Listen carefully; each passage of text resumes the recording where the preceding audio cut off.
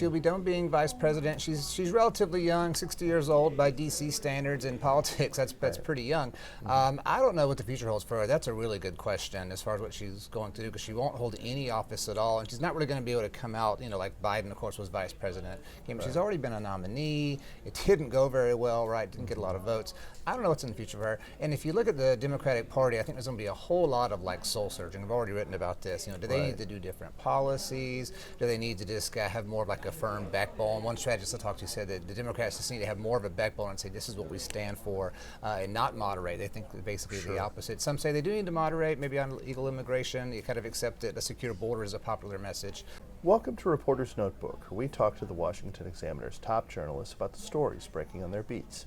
I'm Jim Antle, and I'm joined today by White House reporter Haisten Willis. Haisten, we're going to have a White House transition. We sure are, yeah. Didn't really get to have much of one, at least publicly, the last time there was a transfer of power. Talk a little bit about what the dynamic is right now since Donald Trump has won the election. On the transition specifically? Yeah, so Biden had a speech on the Rose Garden. I actually attended it. One thing that's funny about that quickly is that after Biden dropped out, there's been very little media presence, a few press people in the White House. Today there was a huge crowd there, a lot of people like me interested in that. Anyway, Biden made a pretty short speech out there in the Rose Garden, but was very, very stately, very conciliatory about the people have spoken, our electoral process works, there's going to be a smooth transition. I've already talked to Trump, all this kind of stuff, really making a big point out of the fact that there is going to be a smooth transition. I do feel like he was driving the dagger just a little bit there. I didn't get this, but I'm going to be the bigger man here. He also said something to the effect of, let's put aside questions, put to rest questions about election integrity. Can we trust our elections? We can. I'm doing it. So he definitely, kind of stood up and kind of tried to be an example, I guess, of how this is supposed to happen versus, what was pretty chaotic when he started his own administration. Yeah, because it is an interesting dynamic because Biden defeated Trump in 2020. Trump did not accept that to be the case, did not have the same sort of transition process with the meeting at the White House and all of that sort of thing that happened when Trump replaced Barack Obama. Trump was going to run against Joe Biden this election cycle. Biden dropped out, replaced by his vice president, defeats his vice president. So there is sort of this subtle messaging, I think, with them emphasizing so much the peaceful transfer of power.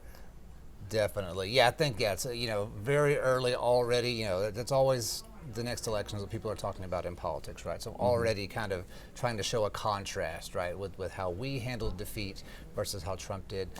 Either way, that's their message. There's going to be a smooth transition to power, and they've already spoken.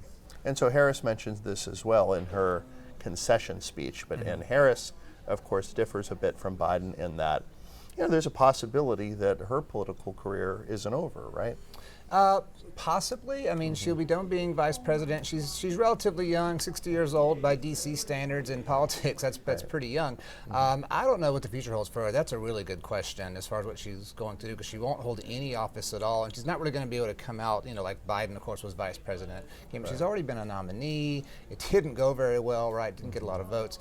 I don't know what's in the future for her. And if you look at the Democratic Party, I think there's going to be a whole lot of soul searching. I've already written about this. Do they need to do different policies? Do they need to just have more of a firm backbone? One strategist I talked to said that the Democrats just need to have more of a backbone and say this is what we stand for, and not moderate. They think basically the opposite. Some say they do need to moderate, maybe on illegal immigration. You kind of accept that a secure border is a popular message, that kind of thing. And the knives are already kind of out behind the scenes as well. One thing that was very interesting was Bernie Sanders, who of course ran in 2016, ran again in 2020, did really well, but the party apparatus was not in favor of him. He came out and said, we've abandoned the working class, and the working class has abandoned us, and we deserved it.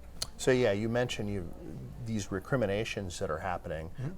Not only though is what's you like recriminations? Yeah, recriminations. Yeah. Go ahead. Finger pointing. All these debates are playing out in the Democratic Party.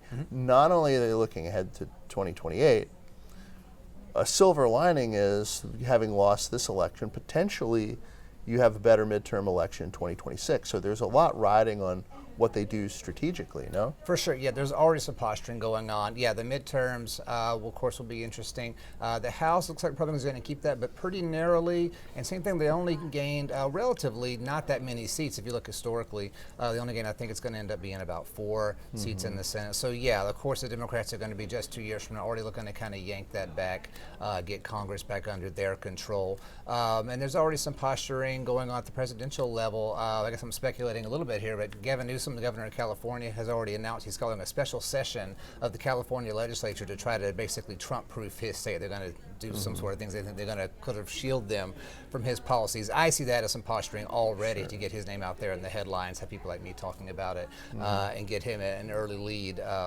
when it comes to 2028. And of course, as you mentioned, the Democrats do have all these governors who now, without Harris being in the White House, have their options open for 2028. Oh, yeah. I mean, there was a whole lot of talk there when she was picking the vice president, how bad people really wanted this. Gavin Newsom didn't do it. There was some wrangling with Josh Shapiro, the governor of Pennsylvania. Supposedly, he kind of said he wanted it, but was wanting different conditions and things like that, and they ended up with Walz. And yeah, I mean, they may have kind of seen the writing on the wall. This is unlikely to work out, right? It is almost like 1968 now in retrospect, that you have the incumbent dropping out so late. It's very difficult to do. It didn't work then. It didn't work this year. So those governors are kind of clear, and not Walz, but the other governors, Gavin Newsom, Josh Shapiro, Gretchen Whitmer in Michigan, they are free and clear now if they want to make a run to do that starting basically now. The writing is on the walls. Yes. Thank you, Haisten.